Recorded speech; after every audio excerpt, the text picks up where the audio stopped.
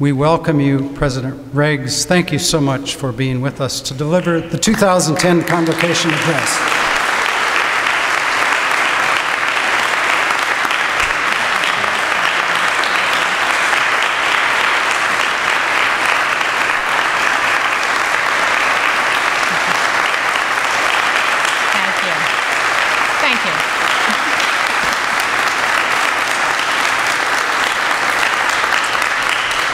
Thank you. I appreciate that very warm greeting. Students, families, faculty, staff, certainly President Cooper White, and all friends of the seminary, it is truly a pleasure and an honor to be with you here today as you begin a new academic year. And let me begin by saying welcome to those of you who are new to the community and by extending a hand to you from Gettysburg College and from the larger Gettysburg community. If you are new to this community, I think you'll come to find that this is a wonderful place to study and learn. It's a simply gorgeous part of the country, a place that's linked to a turning point in American history, a wonderfully complex community made up of farmers and hotel keepers, of DC commuters and apple pickers, of retirees and young people, of scholars and students. So welcome to all of you. And as president of Gettysburg College, I invite you, all of you really, to come join with us on our campus at any time for music, theater, athletic events, lectures, panel discussions, whatever is going on any day, you are most welcome to join us on our campus, and we certainly hope that you do. When Michael invited me to give this address the second time, I did jump at the opportunity. I said yes immediately. And then I sat back and I thought, what have I done? I thought, have I been asked to preach a sermon? My gosh, let's hope not. I began to think about the fact that I am no theologian. I'm not an expert on Lutheranism or any religion for that matter. I'm certainly not good at incorporating biblical texts into public addresses. And perhaps I shouldn't admit to this here, but truth be told, if you ask Mike Allwine about my church attendance, it's really not all that stellar. So who am I to be standing here before the seminary community giving an address? But then I looked at a bracelet that I wear, I'm wearing it now, and it carries a quote from Hamlet, one that my mother used to reel off regularly, and it says, "To thine own self be true." And I realized it would not be wise for me to stand here pretending to be something I'm not. Rather, I decided I would deliver a message that might be framed very differently from other seminary addresses you've heard. That I should speak to you with words that come from my head and from my heart, words that focus on our two institutions, and words that I hope will bring some inspiration to all of you, new students, continuing students, faculty, and staff, as you look ahead to a new year. During the summer of 2009, a year ago, I went to the New Jersey shore for vacation, and one morning on the beach, I scribbled notes in the margin of a magazine, notes that eventually framed the address that I gave at my inauguration on the Gettysburg College campus a year ago. Well, apparently history does repeat itself, because this past summer I found myself again on a New Jersey beach scribbling notes, this time all over the margins of a Sudoku book, and those notes have become this address. Clearly there's something about the ocean that frees up my thinking. But that day at the shore, I began to reflect on the differences and similarities between Gettysburg College and the Lutheran Theological Seminary at Gettysburg. And I thought that comparison might provide an interesting foundation for my message today. So let's start with some obvious differences. Despite our wonderful locations in this wonderful town, you're up here on the hill, and we're not. Though our faculty share a similar level of intellectual liveliness, you have a very intimate group of about 15 to 20 faculty, and the sense of community that comes with that must be extraordinary. Some of you are nodding, not all of you. We have more than 200 full-time faculty and many adjunct faculty, which means we really have to work at getting to know each other, and we do that, but we have to work at it. You're a school of about 230 students who are at the graduate level. We're a school of about 2,600 undergraduates, almost all of whom are in that traditional 18 to 22-year-old age group.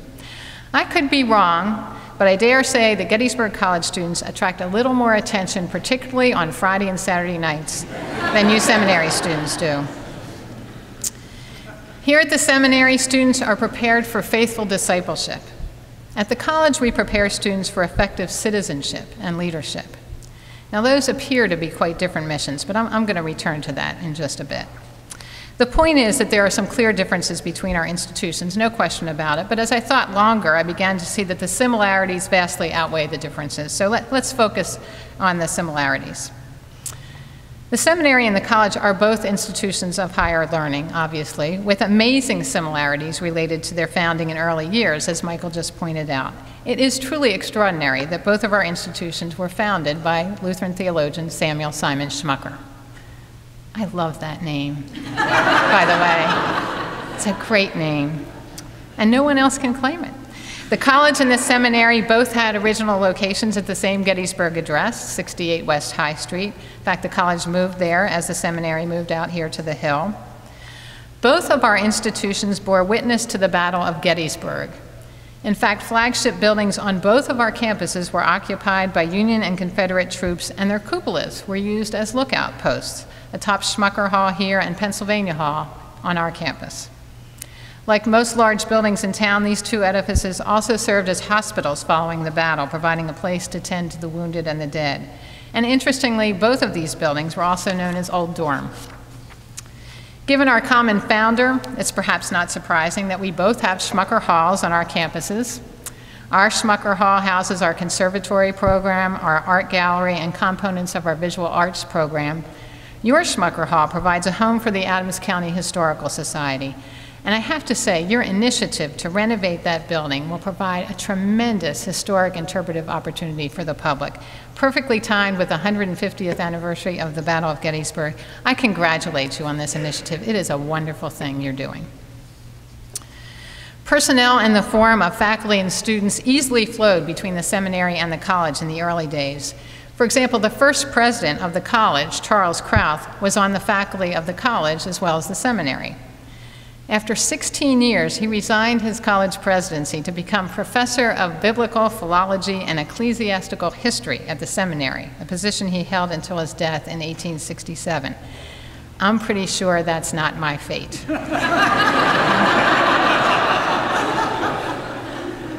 Krauth's successor, Henry Bogger, attended the Gettysburg Academy, predecessor of the college and the seminary. In fact, a walk through the Evergreen Cemetery on Baltimore Street shows many shared historical threads. The early presidents of the college, all Lutheran ministers associated with the seminary, are buried there. Over the last 70 years, more than 250 graduates attended both of our institutions and served as pastors and religious clergy. 250.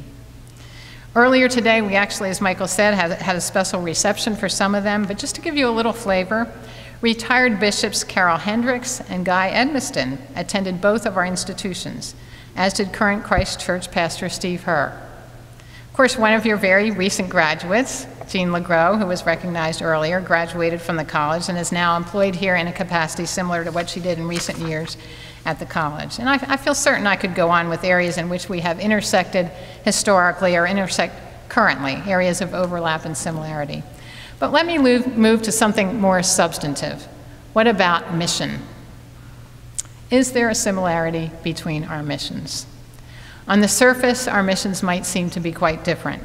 As I already noted, and according to the seminary's vision statement, the seminary prepares students for faithful discipleship, to lead in the church and the world through worship, education, service, and encouragement. Gettysburg College states as its mission the preparation of students as active leaders and participants in a changing world. Certainly these missions are different from one another, but I do think they overlap in some significant ways, and I think focusing on their common qualities is appropriate. I note first that one of the main goals for the seminary is to teach its students how to think and how to adapt their skills and knowledge in ever-changing contexts of ministry.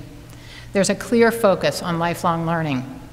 At the college, we too focus on the development of critical thinking and a passion for lifelong learning, both of which will allow our graduates to adapt to changing contexts.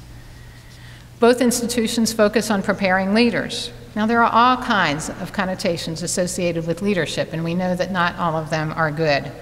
But I would guess our institutions have a very similar definition of leadership. The seminary talks about public mission leaders. At the college, we define leadership as taking effective action in service of the greater good. Our view is that you don't have to be in a leadership role to lead. Anyone can step into a leadership role, and it's something we at Gettysburg College expect of our students and our graduates, and clearly the seminary expects this of you students as well. Next, both of our institutions clearly value service. Service appears in the seminary's vision statement, and it appears in the college's statement of core values. Specifically, at the college, we cite the value of a lifelong commitment to service. Many of you are familiar with our very active Center for Public Service, which promotes service learning, thinking critically and acting compassionately. Our commencement speaker last May was hunger activist Robert Egger, founder of the DC Central Kitchen, which collects leftover food and distributes it to the homeless, and also offers food service training and employment to those who are interested. A few years ago, he spoke about his work at Fall Convocation on our campus, and he inspired one of our students to begin our own campus kitchen. That student has since graduated, but her work here in this community lives on as we continue to collect and distribute unused food to those in need in the local community, from Meals on Wheels to the soup kitchen. Establishing this program was no small undertaking for this student. And what is so inspiring is that her efforts have had lasting impact on so many. She's graduated, but her work lives on here. I mention Luisa's work because it exemplifies the kind of leadership roles we expect our students to take on and the value we place on service. And I believe this matches up very well with the seminary's focus on leadership through service.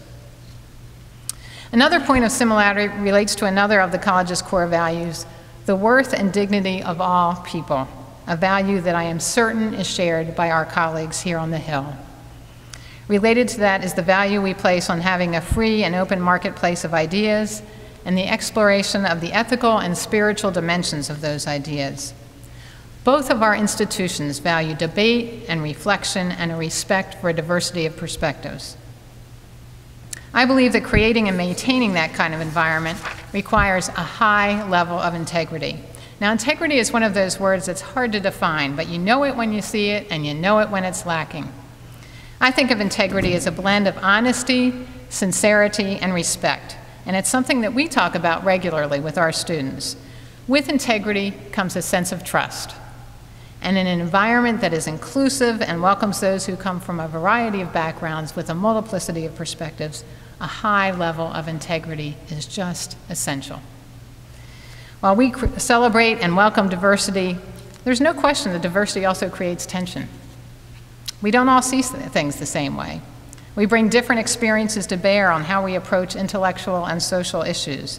But these are healthy tensions, and we owe our students the opportunity to wrestle with them in an environment that is honest and respectful and trusting. In short, our learning communities here at the seminary and at the college must be characterized by a high level of integrity. And frankly, it's essential for our institutions to instill in our students integrity and an appreciation for difference if they are to be effective in their roles and lives beyond our institutions in communities that are becoming increasingly diverse. There's a final ingredient that I think is critical to our learning communities, though it's a little hard to verbalize. And I thought I'd use a story to illustrate it. I'm taking it from David Foster Wallace, who gave a commencement address at Kenyon College 5 years ago. Here's a vignette he shared, and I hope you'll forgive me for the language, but it's a direct quote. He said, "There are these two young fish swimming along, and they happen to meet an older fish swimming the other way, who nods at them and says, 'Morning, boys, how's the water?' And the two young fish swim on for a bit, and then eventually one of them looks over at the other and goes, 'What the hell is water?'"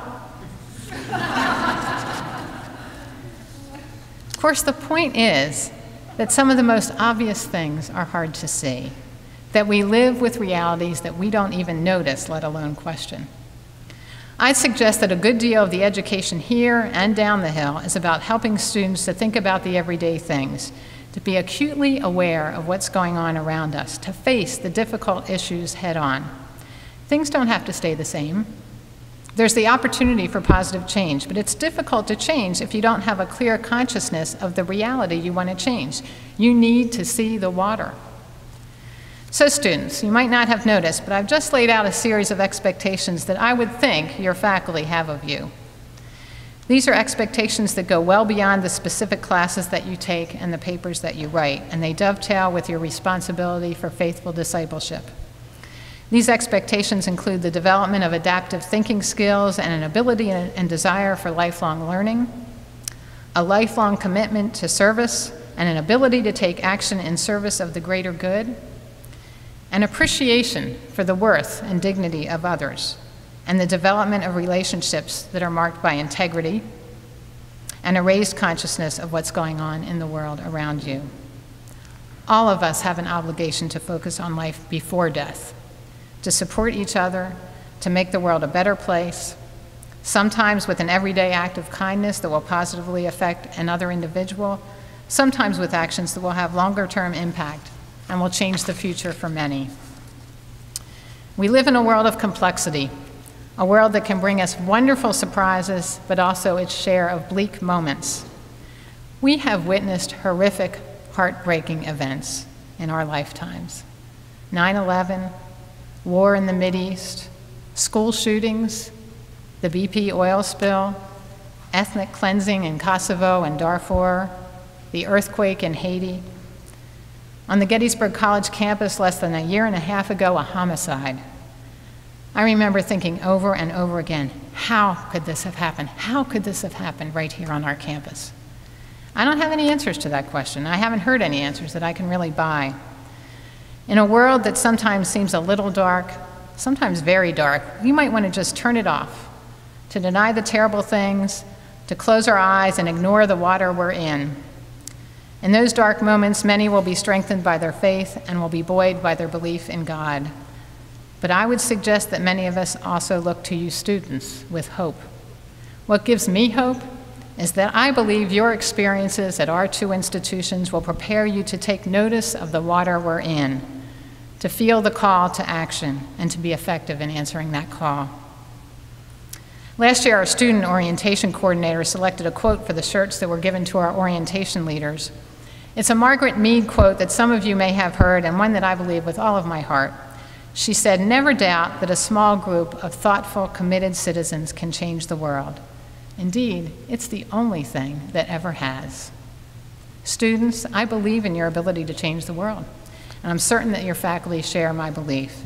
This is your time to prepare to have that impact and to make that difference. My son gave me a book not too long ago titled very simply, Hero. On the back cover of the book, there's a definition provided for the word hero. Specifically, it says, "A hero is someone we admire, someone we look up to, someone who gives us hope, not a myth or an icon or a legend, someone solid, genuine, and real, an ordinary person who does extraordinary things. A hero picks us up when we're down, believes in us before we believe in ourselves, inspires us to expand and embrace what's possible, helps us to realize that we can be heroes too." Gettysburg College and the Lutheran Seminary at Gettysburg both assert that we prepare leaders, but you know, maybe what we're really doing is preparing heroes. I wish you all a heroic year. Thank you.